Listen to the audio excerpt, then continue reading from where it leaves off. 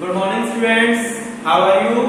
Fine, very well बेटा हम लोग कर रहे हैं नेशनल इनकम। लास्ट 4 डेज में हमने 4 लेक्चर करे हैं नेशनल इनकम के, जहां हम लोगों ने नेशनल इनकम का बेसिक पढ़ा। आप लोगों ने बहुत सारी बेसिक चीजें समझी है नेशनल इनकम के अंदर कि national income factor cost per count होती है, ट्रांसफर इनकम हम लोग नेशनल इनकम में इंक्लूड नहीं करते। सो बहुत सारी बेसिक चीजें आप लोगों ने नेशनल इनकम के अंदर पढ़ी। ठीक है, कल हम लोगों ने टॉपिक किया था जो मैंने आपको कहा था कि पेपर के पॉइंट ऑफ व्यू से इंपॉर्टेंट है। The topic is real GDP and nominal GDP. क्या था नॉमिनल जीडीपी? जब हम लोग जीडीपी को मेजर करते हैं करंट प्राइस के ऊपर, that GDP is called nominal GDP. और जब हम लोग जीडीपी को मेजर करते हैं कांस्टेंट प्राइस यानी base year price, last year के प्राइस के ऊपर, तो वो क्या कहलाएगी? आपकी रियल जीडीपी कहलाएगी। नॉमिनल जीडीपी इंक्रीज होने का कारण प्राइस होता है और रियल जीडीपी इंक्रीज होने का कारण गुड्स होते हैं, increase in quantity of goods. ठीक है, सो अगर हमें अपने देश की जीडीपी निकालनी है, ग्रोथ निकालनी है, तो real GDP is a correct measurement to get what is the growth of our country. ठीक है, हमें अपने देश की ग्रोथ निकालनी है, रियल ग्रोथ निकालनी है, तो वो रियल जीडीपी के बेस पर ही निकल सकती है। आपको वो टॉपिक अच्छे से क्लियर हो गया होगा। चलिए, यहां हम लोग नेक्स्ट टॉपिक ले रहे हैं GDP and welfare. This is also important topic, GDP and welfare, very important topic. कहते हैं जीडीपी एंड वेलफेयर दोनों साथ साथ चलते हैं। बात सही है बिल्कुल। जितनी ज्यादा आपके देश की जीडीपी होगी उतना ही पब्लिक का क्या होगा? वेलफेयर होगा। ट्रू? Yes, true. देखिए, राइज इन रियल जीडीपी, अगर जीडीपी बढ़ेगी देश की तो एम्प्लॉयमेंट बढ़ेगा। जितना ज्यादा हमारे देश का रियल जीडीपी मतलब प्रोडक्शन, जितना ज्यादा हमारे देश का प्रोडक्शन बढ़ेगा उतना ही एम्प्लॉयमेंट इंक्रीज होगी। जितने ज्यादा लोग रोजगार होंगे उतना ही उनकी इनकम बढ़ेगी। इनकम राइज होगी तो गुड्स की डिमांड राइज होगी। गुड्स की डिमांड बढ़ेगी तो मार्केट में इन्वेस्टमेंट इंक्रीज होगा। इन्वेस्टमेंट इंक्रीज होगा तो उससे जीडीपी और रेज होगी। अरे ना बात समझ क्लियर है कि जीडीपी बढ़ेगा तो देश में एम्प्लॉयमेंट इंक्रीज होगी, एम्प्लॉयमेंट इंक्रीज होगी तो इनकम इंक्रीज होगी, इनकम इंक्रीज होगी तो गुड्स की डिमांड बढ़ेगी, गुड्स की डिमांड बढ़ेगी तो इन्वेस्टमेंट इंक्रीज होगी और इन्वेस्टमेंट इंक्रीज होगी तो जीडीपी फर्दर क्या होगा? इंक्रीज होगा। ठीक है, यानी जीडीपी एंड वेलफेयर का पॉजिटिव रिलेशन होता है। हाई जीडीपी हाई वेलफेयर, लो जीडीपी लो वेलफेयर। ये स्टेटमेंट बिल्कुल ट्रू है कि जीडीपी हाई होगी तो वेलफेयर भी क्या होगा? हाई होगा। जीडीपी लो होगी तो देश का वेलफेयर भी क्या होगा? लो होगा। लेकिन यहाँ कुछ लिमिटेशंस हैं, यहां पर इस कंसेप्ट की कुछ लिमिटेशंस है कि हाई जीडीपी हाई वेलफेयर नहीं होता कई बार। वो लिमिटेशन क्या है वो हम लोग पढ़ेंगे। यानी इस टॉपिक की जो इंपॉर्टेंट चीज है वो लिमिटेशन है। मेरे पास यहाँ पर इस चैप्टर का लास्ट टॉपिक जो है लिमिटेशंस, न्यूमेरिकल से पहले वाला topic. But there are certain limitations related to the positive relationship between GDP and welfare। GDP and welfare का पॉजिटिव रिलेशन तो है, लेकिन यहाँ पर कुछ लिमिटेशंस भी है। First limitation, distribution of income.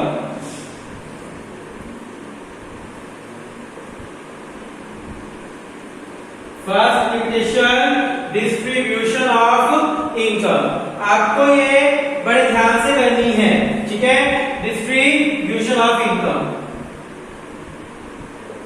Distribution of income क्या कहता है, यहाँ पर समझे ध्यान से, पहले पढ़े समझे।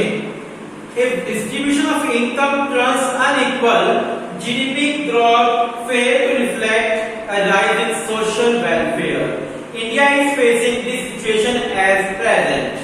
While per capita income is rising, starvation deaths are hitting the headline more often than even before rising.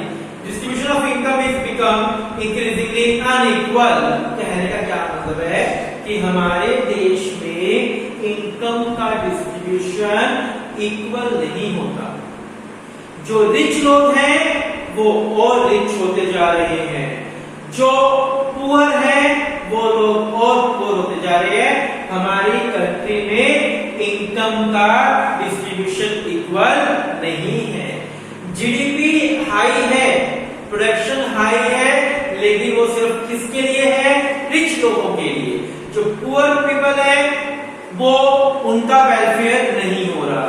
यानी सबसे बड़ी लिमिटेशन क्या है जीडीपी एंड वेलफेयर के अंदर, कि हमारी कंट्री के अंदर इनकम का अनइक्वल डिस्ट्रीब्यूशन है, इक्वल डिस्ट्रीब्यूशन नहीं है। जो रिच पीपल है उन्हें ज्यादा शेयर मिलता है, जो पुअर पीपल है उन्हें कम शेयर मिलता है, जिसके कारण हाई जीडीपी होते हुए भी हमारे देश में सोशल वेलफेयर जो है वो लो है। यानी जीडीपी इंक्रीज होने के बावजूद भी सोशल वेलफेयर क्या है, लो। तो आपको एक ही रीजन बता क्या है, रीजन क्या है कि हमारे देश में इनकम जो है वो अनइक्वल डिस्ट्रीब्यूट होती है, रिच लोगों को ज्यादा इनकम मिलती है और पुअर पीपल्स को इनकम कम मिलती है। That's why this is a big limitation in GDP and welfare. ठीक है, फर्स्ट लिमिटेशन क्लियर होगी कि हमारे देश में डिस्ट्रीब्यूशन जो है इनकम का वो इक्वल नहीं है, अनइक्वल है, जिसके कारण जीडीपी हाई होते हुए भी सोशल वेलफेयर हमारे देश का लो है। ठीक है, आ रही है बात समझ। चलिए second point, composition.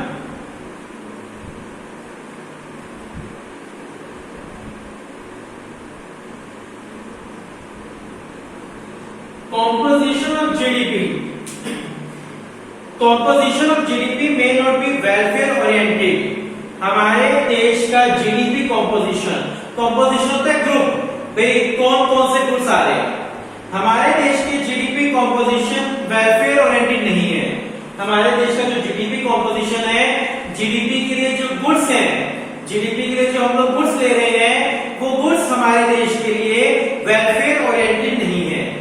Increase in the production of defence goods. Defence goods कौन से होते हैं, गन वगैरह हो गए, न्यूक्लियर इक्विपमेंट्स हो गए, बम हो गए। कहते हैं अगर हमारे देश में डिफेंस गुड्स का इंक्रीज होगा प्रोडक्शन, तो उससे कभी भी पब्लिक का वेलफेयर नहीं हो सकता।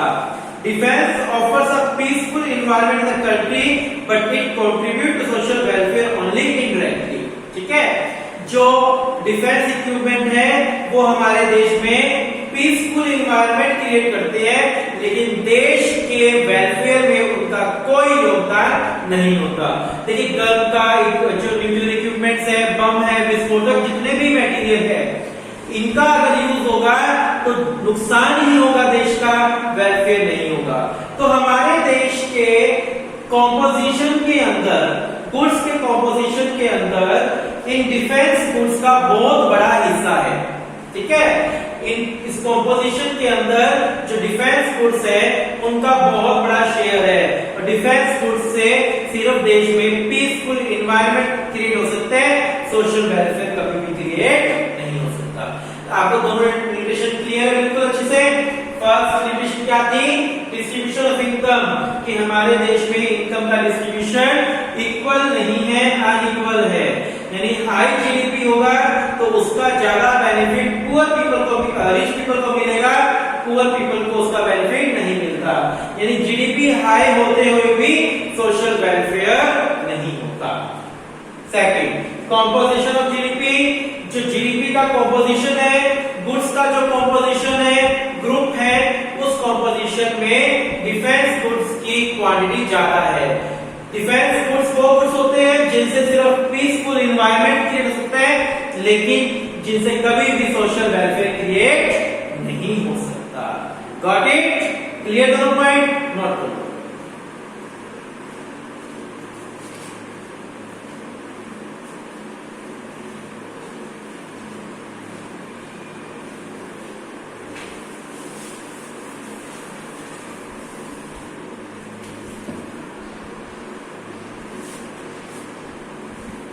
Third limitation, non-monetary exchange. Non-monetary exchange. Non-monetary exchange. In rural economics, barter system of exchange still prevail to some extent. आज भी बहुत सारे बैकवर्ड एरियाज हैं, आज भी बहुत सारे रूरल एरिया हैं जहां पर बार्टर सिस्टम क्या है? प्रिवेल है, मौजूद है। बार्टर सिस्टम क्या होता है? गुड्स के बदले में गुड एक्सचेंज करना, ठीक है। Payment for farm labour are often made in kind rather than cash.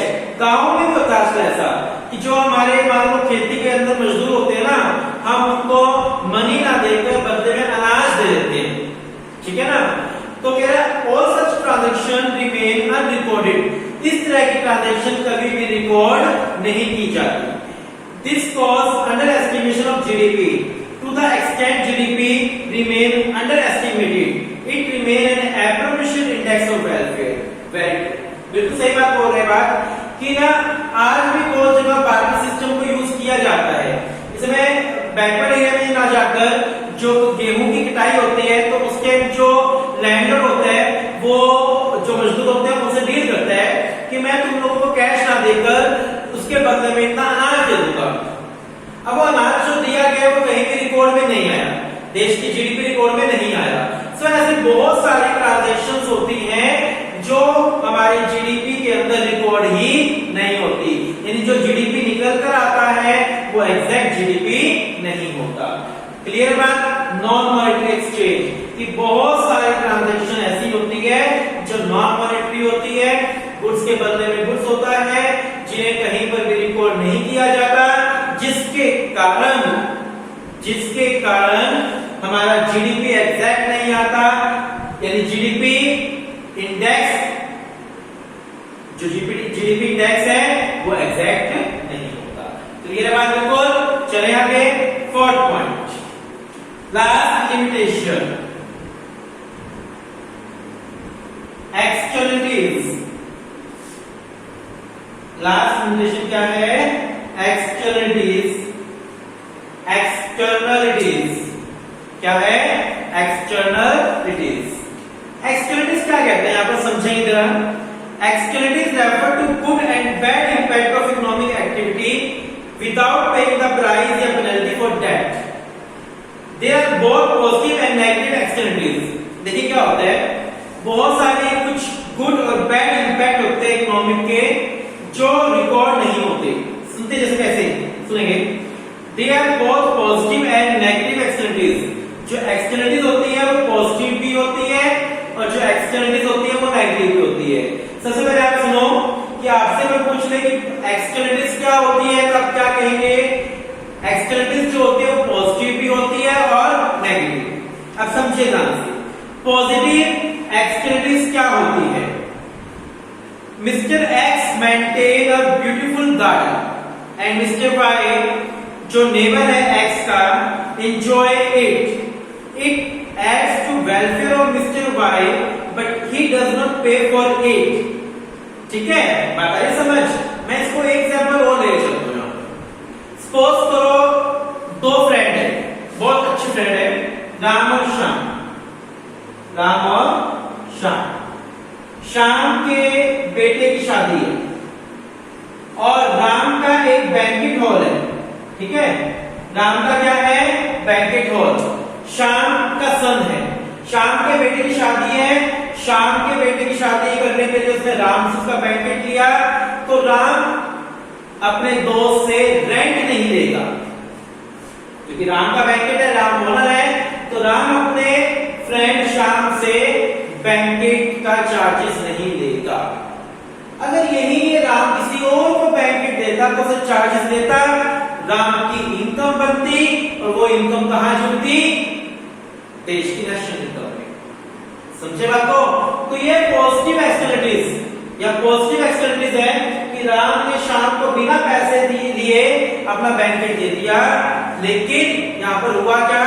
वो अनरिकॉर्ड हो गई चीज जिससे रियल जीडीपी निकलकर नहीं आई, रियल देश की इनकम निकलकर नहीं आई। नेगेटिव एक्सटर्नलिटीज क्या होती है?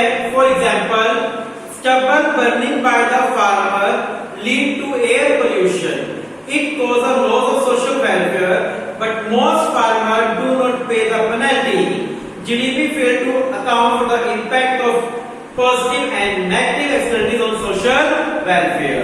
ठीक है, देखिए यहां पर सोशल वेलफेयर हुआ पॉजिटिव के अंदर, लेकिन राम ने उसे पैसे नहीं दिए तो रियल जीडीपी में वो इंक्लूड नहीं हुआ, देश की रियल जीडीपी निकलकर नहीं है।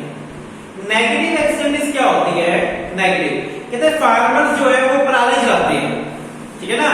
पराली सुना होगा आपने, फार्मर्स जो पराली जलाते हैं तो वो जो धुआं है वो एनवायरनमेंट को पोल्यूट कर रहा है, सोशल अनवेलफेयर कर रहा है, और बहुत सारे फार्मर्स उसके बदले में पेनल्टी पे नहीं करते, यानी वहां पर भी वो जीडीपी के अंदर इंक्लूड नहीं हो रही, पेनल्टी जो पे नहीं कर रहे वो नेशनल इनकम में इंक्लूड नहीं हो रही, जिससे रियल नेशनल इनकम में निकल के नहीं आ रही। कहने का अभिप्राय क्या है इसका कि पॉजिटिव एक्सटर्नलिटीज हो, यही हमारा पॉजिटिव वेलफेयर हो या नेगेटिव हो, कई बार ये दोनों चीजें जीडीपी में इंक्लूड नहीं होती। जैसे पॉजिटिव क्या थी कि राम ने शाम को बेनिफिट दिया लेकिन बदले पैसे नहीं दिए, तो रियल नेशनल इनकम निकल के नहीं आई। सेम एज करेक्ट, फार्मर ने पेनल्टी पे नहीं करी, वो नेगेटिव एक्सटर्नलिटीज थी, और उसने पेनल्टी पे नहीं करी तो वो भी नेशनल इनकम में इंक्लूड नहीं हुई। तो बहुत सारी पॉजिटिव और नेगेटिव चीजें होती है जो रियल नेशनल इनकम में इंक्लूड नहीं होती। तो ये सारी क्या थी? लिमिटेशन थी। किसकी लिमिटेशन थी? जीडीपी एंड वेलफेयर के अंदर। फॉर लिमिटेशन आपने आज पढ़ी, ठीक है? आपको अच्छे समझ आ गई होगी आई होप। फिर भी कोई पॉइंट समझना है तो आप मेरे से पूछ सकते हैं बेशक। कल हम लोग करेंगे नेशनल इनकम के मेथड स्टार्ट, वहां से आपका प्रैक्टिकल क्वेश्चन स्टार्ट हो जाएगा। ठीक है बेटा, thank you, have a nice